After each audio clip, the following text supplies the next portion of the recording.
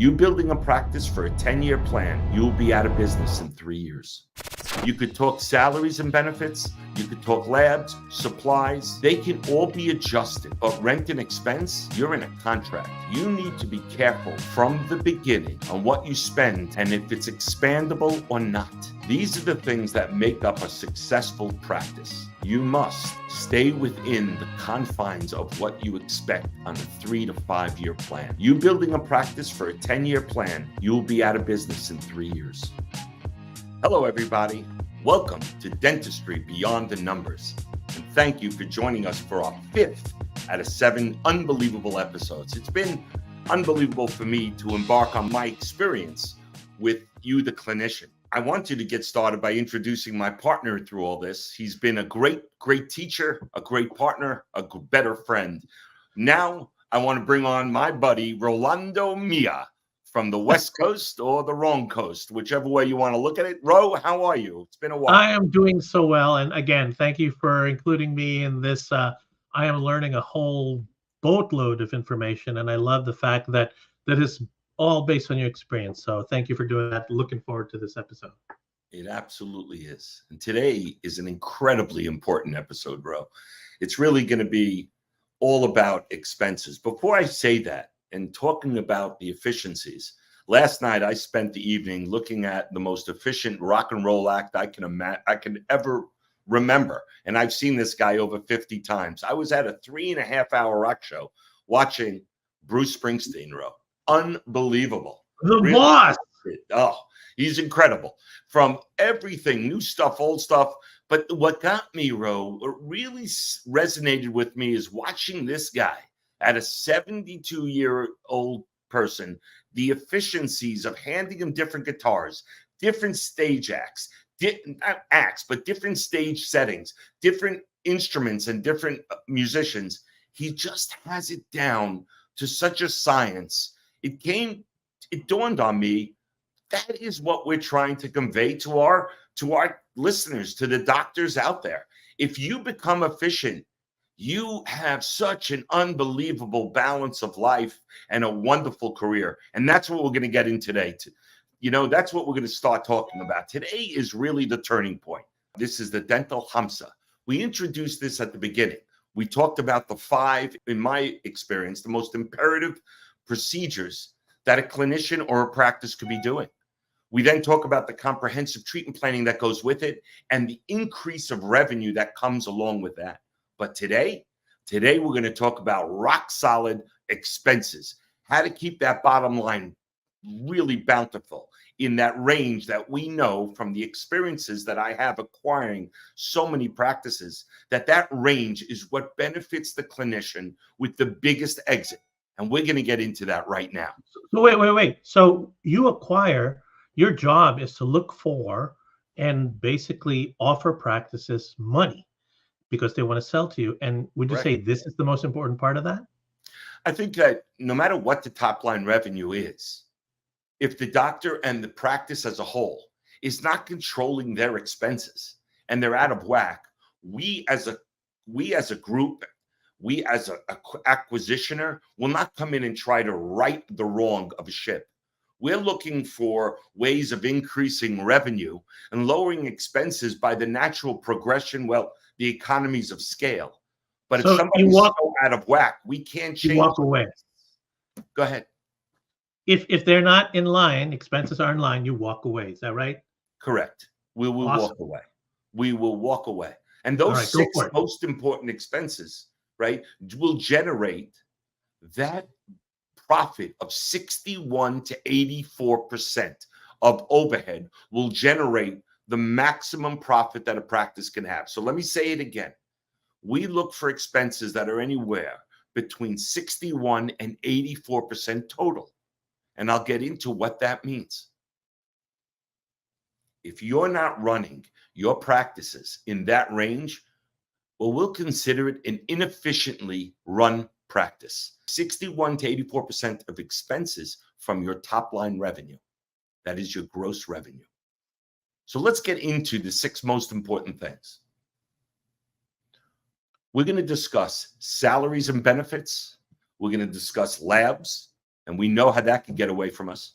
Supplies, how important it is to watch that. Rent expense, marketing and advertising, and of course, professional fees.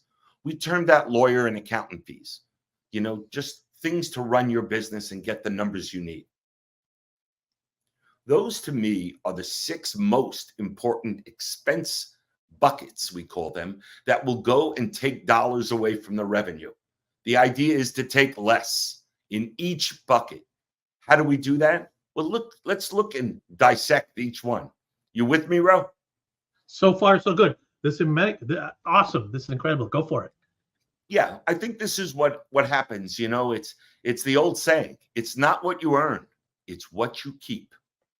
Right now, we're going to discuss the best ways of how to keep the most, and therefore spearhead. The whole goal is to have that wonderful exit when we're ready. So let's get into it. Salaries and benefits. We're talking as a whole. That's clinician, that's doctor, and staff, and team. If it's not between 45 and 55%, if it goes to the 75, 80% range, I'll say this right now. You are working for your staff. You literally go into work. Absorb this, doctors, please, because I'm here to embark my experience and the knowledge I have through all those transactions onto you, the clinician. Again, if you're not running your salaries and benefits between 45 and 50%, you're inefficient. If you're higher, you need to get right. And if you're lower, you have room to grow. Maybe you need another assistant. I have so many doctors that tell me I have a 30% overhead with my staff, but that's because the staff is not well trained. And maybe you could do even better with a better staff. Evaluate it. The golden range is 45 to 55%. Labs. Labs really could be the anchor because so many doctors want to use great labs. Doctors, there are so many ways to lower our expenses. The most important thing is the labs must be between 5 and 8% of our top line revenue. Whatever your gross revenue is, times it by 7%. That 7% is your allotment for your labs. If it's higher, you need to start negotiating with your lab or possibly find as good but a little less expensive a lab. But the best way to reduce the percentages of labs, and I've seen it in so many fantastic practices around the country, the experience that I've seen is digital workflow. You hear it in magazines, you hear it in podcasts, you hear it on lectures. Digital workflow can lower your lab expense between 1 to 3%. You can literally cut 5% off of your expense account, off of the expenses that you pay. That is mind-boggling to me. 5% of a gross revenue could be reduced by introducing digital workflow. We all know what these are. I don't have to go through them here. Right. But please, digital. That digital. blows me away. You can cut out and decrease your lab costs to 1 to 3%. That is amazing. And part of it, and I just want doctors on Main Street, you don't have to be that big high-end practice. Think about a redo of a crown. Think about something you have to pick up a margin and you did it through a scanner. You could go back to the scanner and resend it. See if you could salvage that scan. There's a lot of ways of using digital workflow to lower your expense.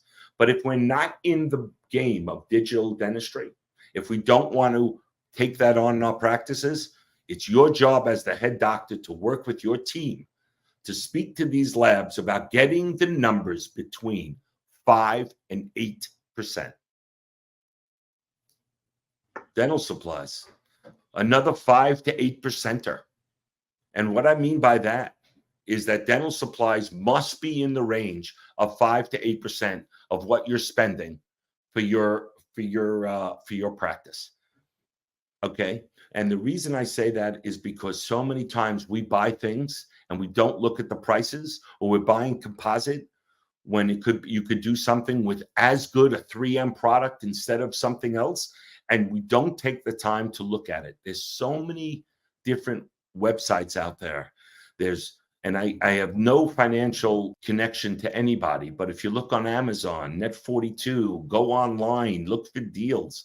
If you're a single practitioner, you have to designate somebody in your practice who is online savvy to find you certain things that are outlandishly expensive and spend 3 minutes of their time during lunch, after work, before patients come in, to find the best deals, best pricing, because you must keep your dental supplies no higher than 8%. And if you don't, that number can get really, really out of hand. So doctors, really, this is not me preaching. This is me expressing. Just keep it between that range, and you're going to move to an unbelievable profitability, an unbelievably successful practice. Rent and expense is next. So rent and expense is something that starts very early. I always think that this is something that young doctors and doctors that are starting out and building their practices need to take heed of, need to listen. It's very important, again, to keep that rent expense. And this is really tight. This is being very tidy. We want to keep it between 5 and 8%, because I see so many freaking doctors out there. They want to build their unbelievable Taj, this beautiful practice. They set out in their heart of hearts. They know exactly where the glass goes, the beautiful panels, the sign. It's gorgeous. They want a corner store. They want a corner office. They want great visibility. But the office is costing them 18% for rent and expense of their top line revenue. 15%. They're literally living for their space, because that doesn't change. It's very hard from the beginning. You hear me, Ro? It doesn't change. And then I can tell you from my experience, doctors, is the number one number that is fixed. And understand what I'm saying. If we look at, and we're going to come back to this, but if you look at so far, all the expenses, you hear me, Ro? You could talk salaries and benefits. You could talk labs, supplies. They can all be adjusted. But rent and expense, you're in a contract. You need to be careful from the beginning on what you spend and if it's expandable or not. These are the things that make up a successful practice. You must stay within the confines of what you expect on a 3 to 5 year plan. You building a practice for a 10-year plan, you'll be out of business in 3 years. I'm going to say that again. I just want you to hear it, because it's really from experience, seeing friends and doctors and potential acquisitions that we could not move on because their rent and their office was so exorbitant that we could not reduce that. We can reduce a lot of things, but rent and expense cannot be reduced until another cycle of rent of the lease. So what I'm telling you is, going in, keep mindful of that 5 to 8%. Make sure you are building a practice that has the space that can grow, yet not strangling us. Cuts us off. It's very difficult. And that's the one we really have to watch. Marketing and advertising. We all do it. We all want to increase the flow of patients, right? It used to be, for the Main Street practices, maybe it was a penny saver, a poster, an article in the paper, an ad in the paper. For the sort of higher end, it may have been internal marketing. It may have been giving things at hygiene, whatever it is. 1 to 3% of top line revenue is what we should be spending on marketing and advertising. That's it. Most important aspect of marketing and advertising, in my eyes, is what happens in-house. The patient experience in-house. We could spend a fortune on marketing, but if we're not answering the phones efficiently, and this is another podcast for another time, but what I'm saying is, evaluate your marketing from start to finish, never going over 1 to 3, but making sure that the online presence is strong And when they come to the office, the patient experience is second to none. That's all about marketing and advertising, Ro. That's everything to do with it. It starts, I always say, with the phone call. So evaluate your marketing. Don't keep throwing money at it. See where the chink in the armor is. Look at it, evaluate your entire workflow, evaluate that entire stream of patient. How many new patients came? Here's a great number for you out there. And I'm throwing this in because I want you to understand. Try to take a number, do a number of the new patients that made a second appointment. How many of your 25, 30 new patients last month made a second appointment? How many needed it and how many made it? And judge by their experience that way.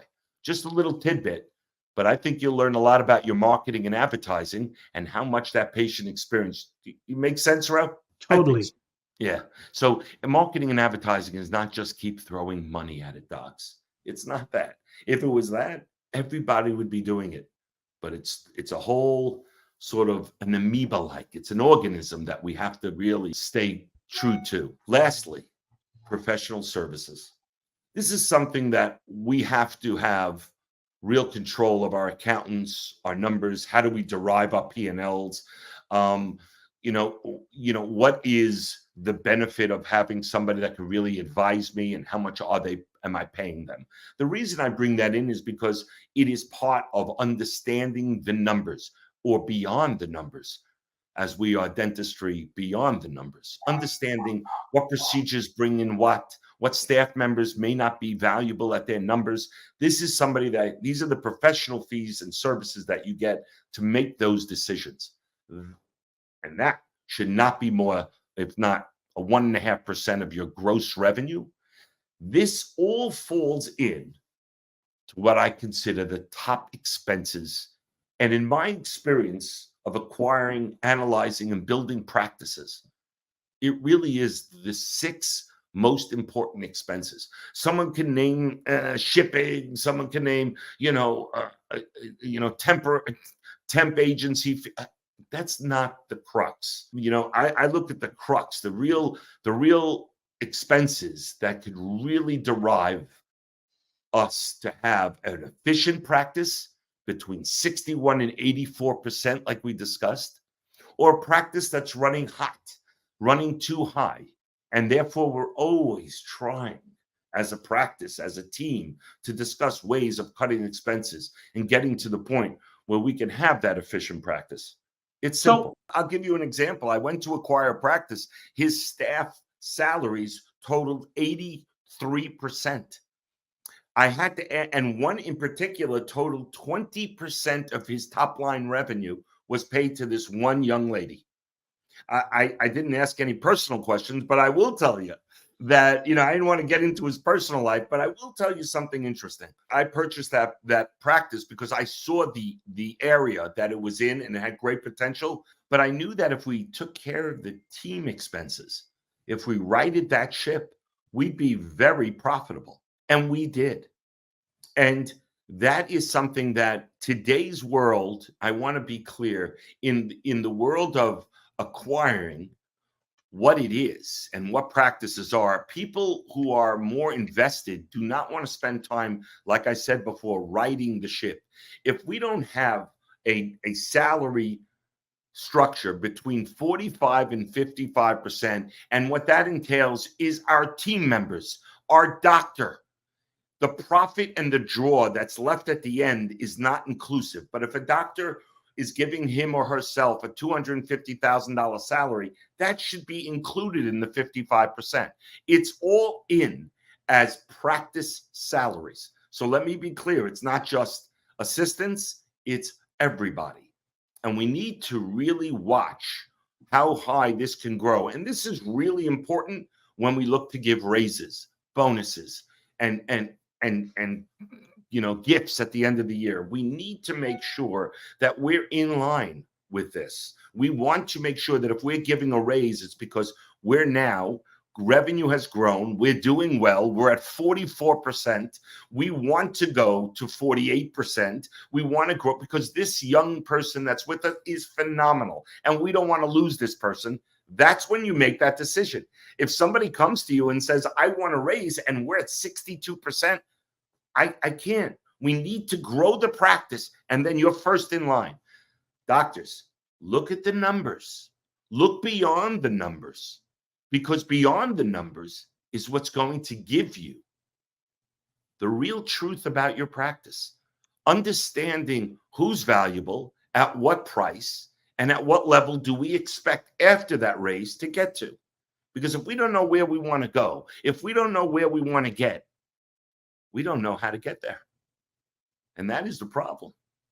So that is awesome. I love the context and the hard numbers around the ranges, and it's all based on your experience, because this is what you do, and this is the difference between, you know, a very attractive sale or you walking away. So appreciate you sharing the whole context around expenses. That's amazing. I do want to add one other thing, and what my experience also is leading to is that when we purchase practices with doctors that are really ready to continue to grow and to have a different exit, they, you know, another bite at the apple, as we say right now, they're really engaged. They're loving the new science, the new things to look for. They embrace it. Their gross revenue goes up, their production and their patient satisfaction. By the way, for me, again, it's all about patient satisfaction. You don't have great work, great satisfaction. We talked about it in a number of other sessions. That is the goal. Great product. We're talking about beyond that, keeping what we earn. In the next couple of sessions, it's going to be great. And Ro, you know, I love seeing you, Ro. I really do. It's just a comfort level here in New York. But I got to tell you guys, next session, we're going to talk about sort of bringing it all together.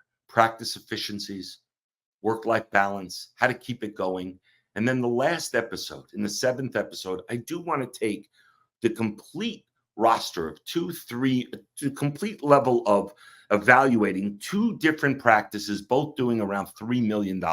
And to your question, Ro, what is absolutely following everything we discussed? What kind of exit that doctor has gotten?